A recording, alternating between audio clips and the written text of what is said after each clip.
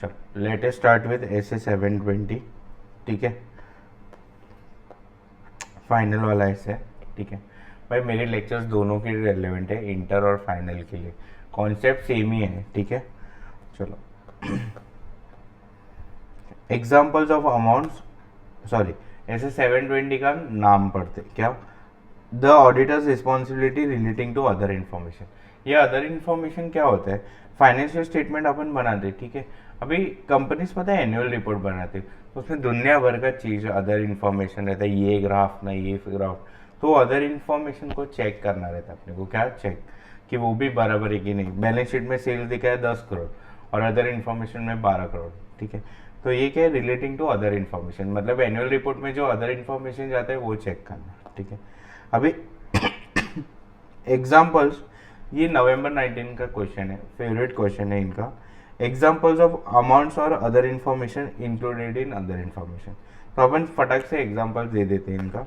एक तो अमाउंट्स का एग्जाम्पल देंगे, क्या क्या आ सकता है, दिमाग जनरल नॉलेज वाला है, और क्या क्या आइटम्स आ सकते हैं। तो अमाउंट बताओ क्या क्या आ सकते हैं, एकदम जनरल नॉलेज क्वेश्चन है। समरी ऑफ की financial result such as net income बताएंगे, EPS, dividend, sales, purchase, operating expense, ये सब। फिर एसेट डिस्पोजिशन कुछ है या टैक्स एडजस्टमेंट कुछ है तो वो बताएंगे। फिर liquidity and capital resource information including cash and cash equivalent, capital expenditure, फिर guarantees, contingent liability, sorry contractual liability and other contingency, और फाइनेंशियल रेशियो जैसे interest coverage ratio, debt coverage ratio, ठीक है, FM में पढ़ोगे ना।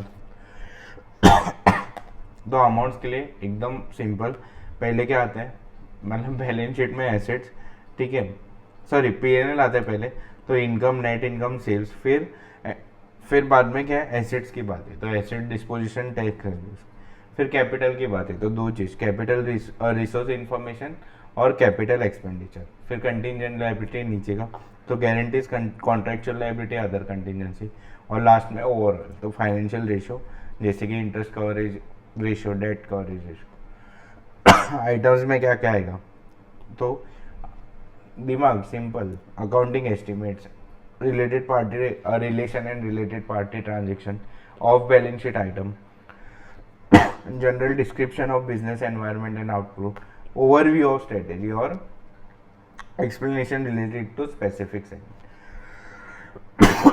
Sorry accounting estimate, related party relation and transaction, फिर of balance sheet item, overview of strategy और specific segment के बारे में, और लास्ट में क्या, बिजनेस एनवायरनमेंट एंड आउटलुक, ठीक है।